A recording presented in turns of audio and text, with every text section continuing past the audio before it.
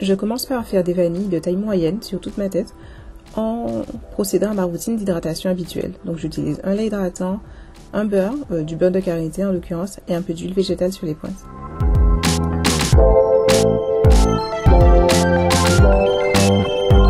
Une fois que toutes les vanilles sont faites, je vais les attacher en queue de cheval, surtout pour les étirer un peu. Parce que si je dors avec mes vanilles libres comme ça, sachant qu'on est juste après le shampoing, elles vont énormément shrinker. Et bien que ce soit une coiffure où il y aura de toute façon beaucoup de shrinkage, j'ai pas envie que ce soit non plus excessif. Je pose donc ensuite des bigoudis en mousse sur toutes les vanilles qui dépassent. J'utilise des bigoudis en mousse déjà parce qu'ils sont plus petits que des bigoudis normaux, plus confortables pour dormir avec et surtout aussi plus simples à appliquer puisqu'ils ont leur propre attache.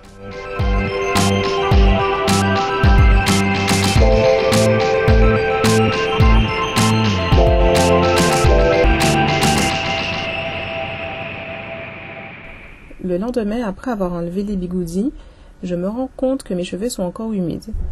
Donc bon, c'est sûr que je vais pas défaire les vanilles. Je fais un petit updo, une coiffure relevée avec les vanilles de façon assez simple. Je pose des épingles ici et là. Disons juste une coiffure portable pour la journée. Le soir venu, je remets les bigoudis. Sauf que cette fois, comme j'ai déjà les bouclettes de la veille, je m'embête pas à mettre un bigoudi par vanille. Je les regroupe à peu près par 3.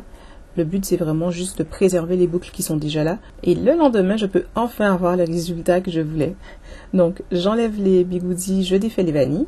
Donc, j'obtiens un résultat sans trop de volume, mais avec des plis bien marqués.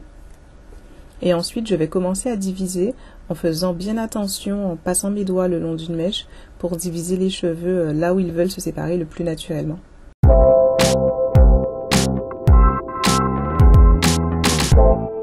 Mais même après ça, même après avoir tout divisé, bon, j'aime mon mouvement, j'aime la forme de la coiffure, mais ça manque un peu de volume. Donc je vais basculer ma tête vers l'avant, je me penche en avant, je bascule tous mes cheveux vers mon front et j'utilise le peigne afro pour soulever absolument toutes les racines en les orientant vers l'avant. Donc ça va servir à les soulever vraiment et créer énormément de volume au niveau des racines. Attention, faut surtout pas essayer de passer le peigne afro trop loin dans les cheveux, c'est vraiment juste la racine, donc vraiment je soulève sur 1 ou 2 cm, pas plus. Ensuite, quand je ramène mes cheveux à l'endroit, je vais utiliser encore mon peigne afro pour remettre les cheveux en place. Donc je vais soulever les racines exactement comme j'ai fait tout à l'heure, mais cette fois je vais les orienter dans la direction dans laquelle je veux que les cheveux tombent. Et je vais continuer à diviser des mèches avec mes doigts ici et là, et soulever des racines, diviser des mèches, soulever des racines, jusqu'à ce que le résultat me plaise.